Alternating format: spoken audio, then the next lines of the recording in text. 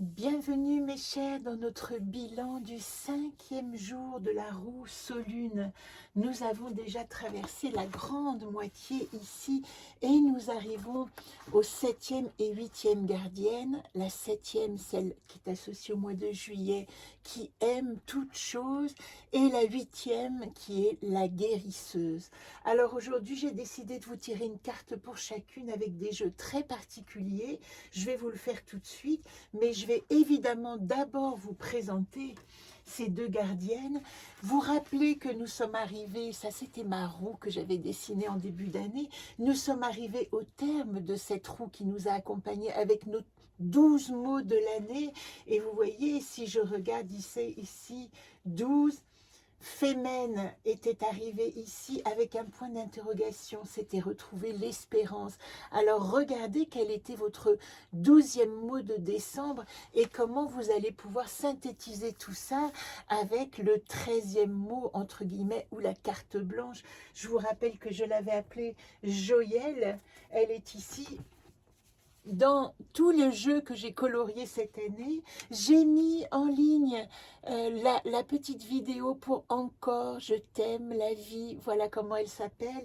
Et je vous invite, si vous avez aussi fait ce coloriage, à commencer votre nom.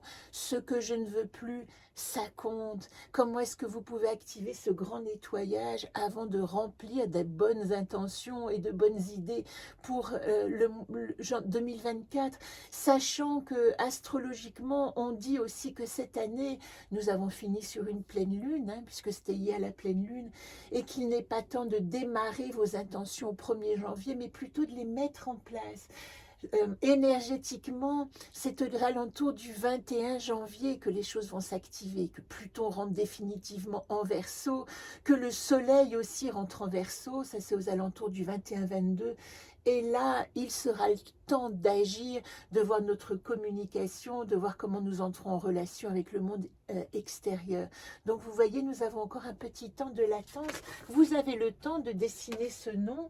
Et moi, je vais vous proposer en fin de semaine la lecture du chemin de vie qui, j'espère, vous donnera envie de faire votre propre chemin de vie avec votre propre jeu l'année prochaine, puisque avec l'agenda 2024, c'est le projet, je tirerai chaque semaine ou chaque quinzaine une nouvelle carte. Mais là, ce ne sera pas dans l'ordre alphabétique, ce sera vraiment une carte qui me demandera de suivre ce chemin d'entreprise, d'apprentissage, de compréhension, etc. Voilà, vous en saurez plus. Mais tout de suite, je voudrais vous parler de la première gardienne que nous rencontrons aujourd'hui, celle du mois de juillet. Faites votre bilan du mois de juillet de cette année. Qu'est-ce que vous allez laisser en 2023 que vous ne voulez pas garder? Ça s'écrit sur votre petit bonhomme.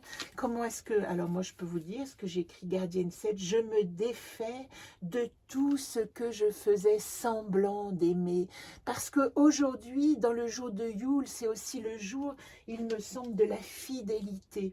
Nous avons passé le jour de l'honnêteté, mais je regarde tout de suite, si je ne me trompe pas, jour 5, Yule, jour 9, fidélité. À quoi je vais être fidèle? Et surtout en moi-même, et arrêter de faire semblant d'aimer des choses que je n'aime pas. Et pour ça, nous sommes accompagnés du merveilleux Bosem. Vous savez que Bosem, c'est notre enfant intérieur, celui qui aime la vérité dans toute chose, de nouvelle à pleine lune, de cette 7e gardienne, et de pleine lune à cycle suivant, Chesme, gardienne de la sagesse et de la sexualité sacrée. Alors Bosem nous dit, avec Bosem, je découvre que l'amour de soi est la voie pour apprendre l'amour de tout. Et comme le monde, évidemment, fait bien les choses quand on est un peu connecté, ce matin, je suis retombée sur quelques notes que j'avais prises d'une conférence, peut-être que vous le connaissez, d'André Stern, qui est passionnant parce qu'il est sorti de tous les types d'apprentissage traditionnels et il a vraiment essayé d'inventer une nouvelle manière, c'est le fils d'Arnaud Stern, une nouvelle manière d'aborder l'apprentissage. Et lui, il dit, L'apprentissage, ça c'est bon pour nos enfants, mais notre enfant intérieur est lié à l'émotion qu'il déclenche.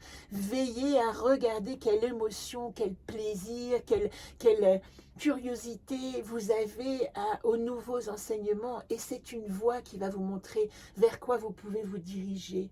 Et puis, il dit aussi que on reconnaît l'enfant intérieur vivant à l'adulte.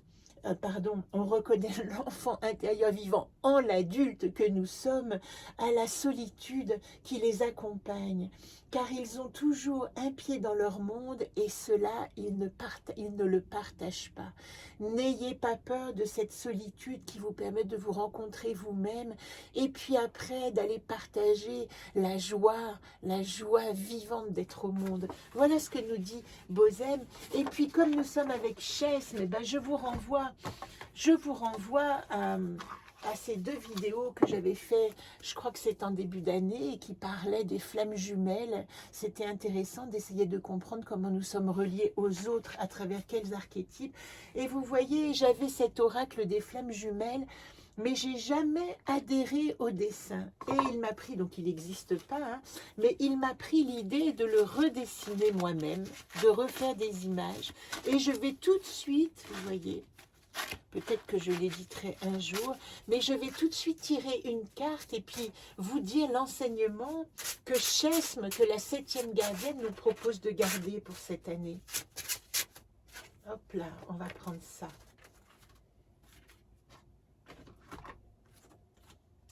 Indulgence.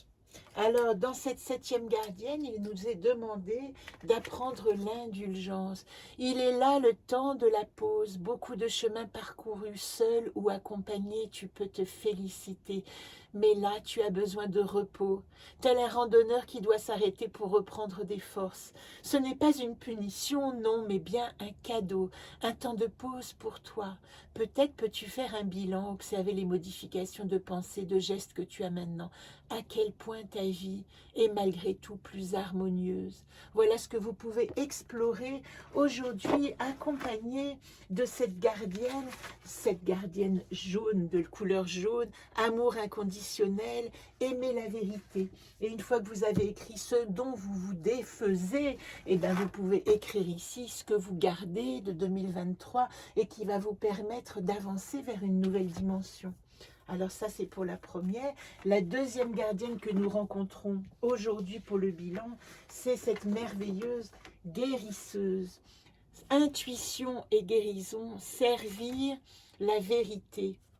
Alors, elle est aspectée, et c'est intéressant parce que nous avons tiré la pause, hein, nous avons tiré indulgence, célébration, repos, bilan pour le précédent bilan. Et là, nous allons rencontrer Vagan et Femen. Alors, Femen, elle est inversée, vous voyez. À l'époque, je me souviens que j'avais fait des ateliers avec des enfants et qu'un enfant, un garçon qui avait eu cette fleur au départ, avait décidé de l'inverser pour essayer d'exprimer la vérité de son espérance. Et ça avait donné cette drôle d'oiseau, la guérisseuse, femme médecine, gardienne du royaume végétal et des arts thérapeutiques, guide l'esprit de tous les êtres vivants. Avec Femen, je nourris et je nettoie le terreau de mon jardin. Il me semble que nous l'avons tiré hier, hein. Et puis pour le 2e cycle de pleine lune à lune suivante, elle est accompagnée évidemment de Vagan, qui est aussi la possibilité de rentrer dans sa matière, de nettoyer, de guérir ses cellules, de respecter les rites de passage et les étapes de croissance. Plus que jamais, n'oubliez pas que si vous voulez rentrer dans une nouvelle année, nous devons en ce moment nettoyer l'année précédente. Alors, il n'est pas temps de dire « Ah, l'année prochaine, je vais faire ça, ça, ça », mais il est vraiment temps de dire adieu avec gratitude à ce que nous avons traversé. Et puis, puisque nous en sommes à la gratitude, eh bien, j'avais envie de tirer, elles sont là, une des cartes des forces de guérison. Et je remercie ici ma chère Laure qui m'a accompagnée aussi pendant l'école du jeu 2022 et qui m'a offert ce jeu. Je l'ai reçu le mois dernier. Ben voilà, la carte est tombée, mais il y en a trop pour que je la prenne. Souvent, quand vous tirez les cartes et qu'il y en a beaucoup qui sortent, prenez le temps d'en retirer une autre et puis d'attendre que, voilà, elles sortent toutes seules. Regardez ce que nous avons. Nous sommes accompagnés avec cette gardienne de la carte de la transformation. Et cette carte de la transformation, qu'est-ce qu'elle nous dit? J'ai envie de la poser ici. Je vais vous lire le court texte qui l'accompagne. L'affirmation, c'est « Je suis capable de transformer, conquérir et résoudre les problèmes du passé avec force, courage et volonté. Je choisis de transformer ma vie maintenant. » C'est tellement associé à cette notion de Vagan qui dit « Mort et résurrection, bonjour à demain, mais avant, acceptons de se recroqueviller dans cette mort du passé, de laisser aller, de vivre le deuil de ce que nous avons à laisser, dont nous délestons. » Tout comme la chenille se transforme à la fin d'un cycle, le phénix renaît de ses cendres.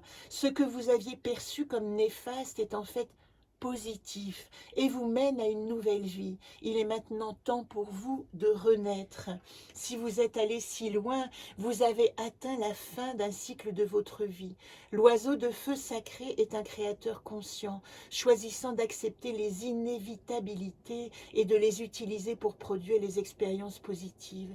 Dans chaque expérience négative, comme un traumatisme physique ou une souffrance spirituelle et émotionnelle, vous avez atteint la limite, celle où une nouvelle vie se forme. Cette carte vous invite à laisser votre passé et tous vos bagages derrière vous afin d'aller de l'avant. Utilisez ces expériences négatives comme motivation pour la réalisation des objectifs et les réalisations futures.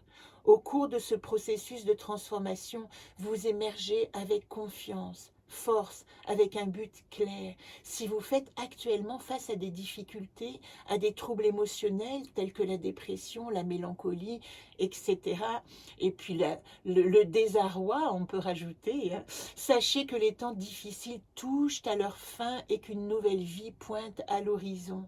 Si vous êtes dans une relation, le phénix représente un changement fort, vous encourageant à regarder en vous pour retrouver confiance, indépendance, une compréhension mutuelle avec votre partenaire. Ce changement représente la formation de nouvelles relations, y compris votre relation avec vous-même.